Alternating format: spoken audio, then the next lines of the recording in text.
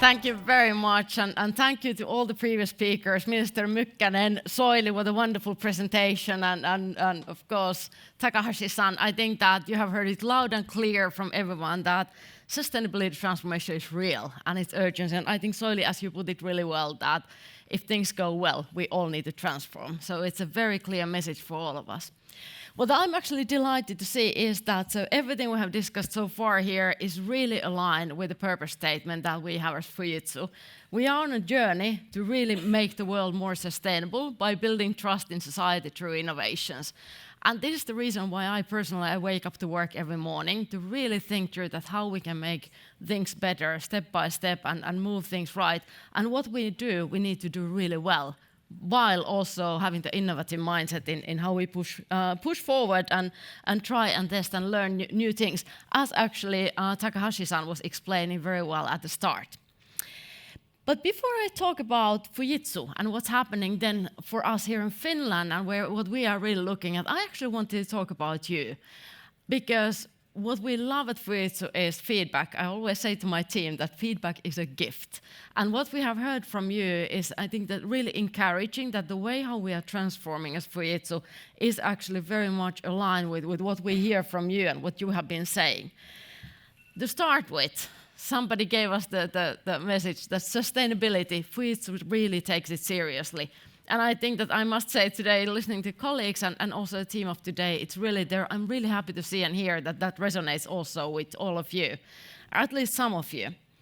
What I also think is really nice is that what we do, we need to go deep into looking at the industrial applications, looking at what do we really do for real, and how do we transform the ways how you work, how your employees work, all of you as our customers. It's a big plus, as somebody said it really well, to have that extensive experience really in the industrial applications. And this is a journey where we try to be, but also learning as we go. What was also delighted to hear from you is that it's the collaboration. I think that is what Minister Mykkänen said, that we all need to be on this journey together, and he was really inviting all of us. So it's about us together finding the innovative solutions. And I think that we are right now living in the world where we know that we don't have all the answers yet, but it's actually really the collaboration. And I hope that today the event is also fostering the dialogue and the willingness to really collaborate. What we also have heard is the 360 approach to your challenges is actually vital for how we can partner better. And I think that it takes really the dialogue to understand that what works for you, what works for your customers, your employees, your stakeholders, and how we can really together think holistically. Because I think everything that, and for example, what Soili described together today about Cargotec journey is the whole value chain, and how do we together understand that. And then, of course, there was a very beautiful comment on quality, which is evidenced by the fact that we haven't had unplanned outages for years. I tell you a secret. But there are sometimes things that happen. We work with technology, we push the boundaries, but this is actually also very important for us, that what we do, we need to do it really well, and so that it's solid and reliable.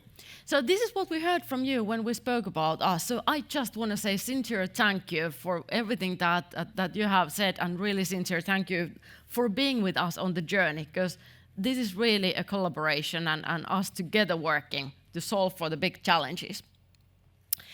But then, about Fujitsu. So last year in the Activate Now, some of you were in our previous event, I then showed you a pretty similar picture, which was an early draft, I think, about our strategy and how we look at Finland and what we are doing here as Fujitsu in Finland. It's very much aligned with actually what you heard Takahashi-san describing about our global human strategy. What we try to be really clear about is that how do we solve for the 4 verticals or 4 key focus areas which are on the top, working with solving for sustainable manufacturing. Finland healthcare is a very, very important and big topic, how we solve for the healthcare, the changes and transformation that ongoing. Consumer experience for us, meaning really the work we do in the retail, with finance, in banking space as an example.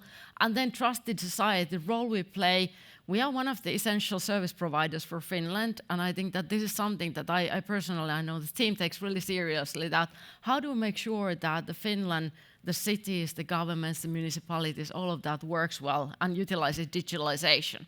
These are actually the 4 things that you will be hearing today more about in the roundtables as well.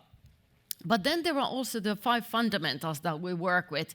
And today, the security in Finland, given the world where we are, the geopolitical situations, the war in Ukraine, Finland joining NATO, the role of security is ever more important in everything we do. And we call it's a foundation.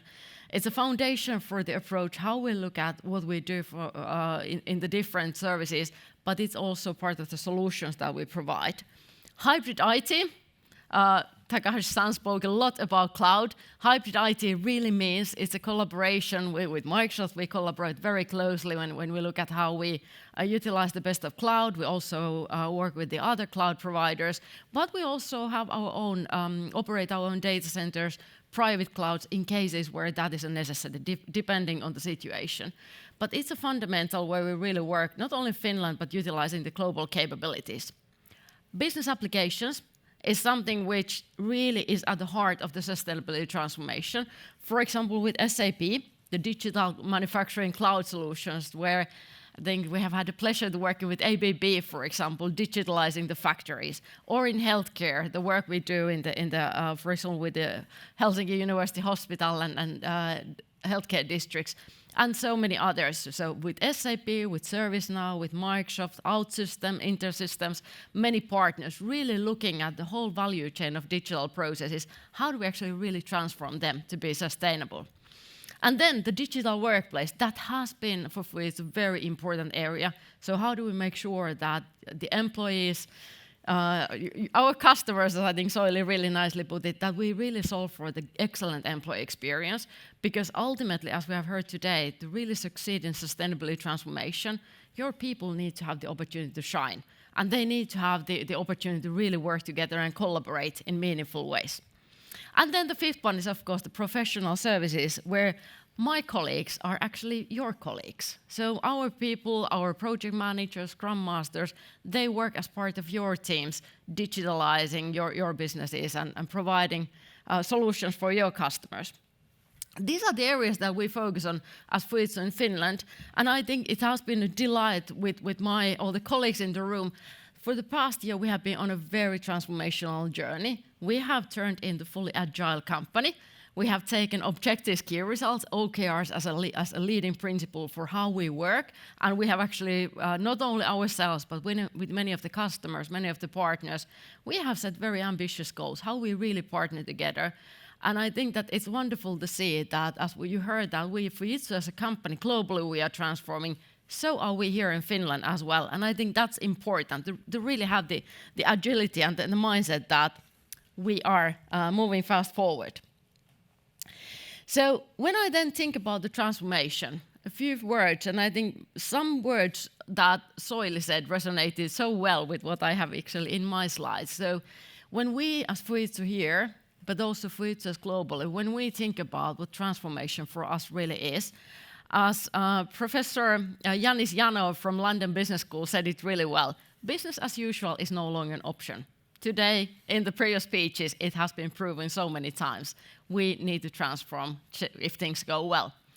But this is really a necessity. This has been for us at Fujitsu a really kind of a mindset that business as usual no longer is an option. But I think this is also something that I really wish that you bring with you today from this event. But to help in that, I actually wanted to bring a piece of insight from the same research that actually Takahashi-san was referring to early on. So we have been, together with Oxford Economics, we've been looking at and asking, and trying to understand, so how about those who are really successful in their sustainability transformation? What is unique for them? We know that 8% of companies and organizations, they can be really called sustainability leaders. And what it means that they are really good in combining sustainability and digital transformation. These two together, it's only 8%. Today you have heard really great examples of that, but it means that 92% of companies and organizations are still on the way. So what is the thing that really makes somebody a leader? There are 4 things. The first one, as you see, is actually you, the leaders. Leadership really matters, and essentially purpose-driven leadership, where you set the very ambitious goals. You have the courage to say that this is what we are going to do. And then you are very communicative. You make sure that everyone in your team, your partners, your customers, everyone understand that what is the journey where you are as a company.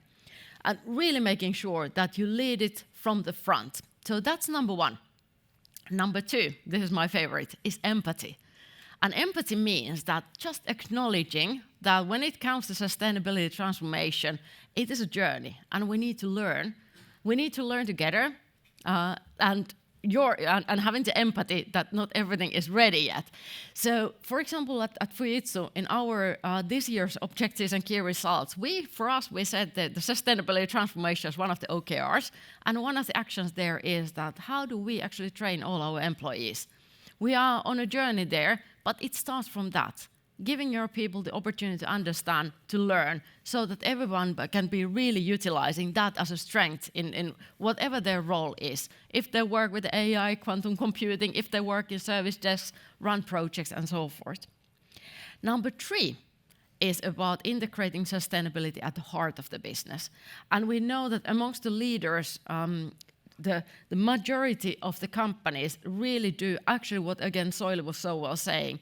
The sustainability KPIs and the financial business KPIs, they are interlinked, and they are taken exactly equally seriously.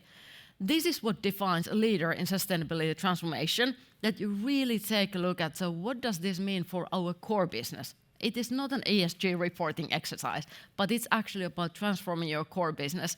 And I think Soili spoke about, for example, the eco portfolio that they are doing at Cargotec. Doing things like that, really looking at what you do, how you do, what kind of services you provide, and how do you bring sustainability at the front and center of that. And then the 4th one, that is the one that many maybe thought that should be the number 1, but it's actually number 4. Number 4 here, it is the technology. So the leaders in sustainability transformation, they really utilize technology with the digital twin approach, really making the most of the data, which we have heard a lot about today, but also making the most about the technology, be it AI, be it blockchain, be it quantum computing, be it utilizing the platforms that are available, and so forth. Really being serious about connecting the digital transformation with the sustainability transformation. These are the 4 tips that I wanted to share with you, because I know that you are all leaders in your own different organizations and in the roles.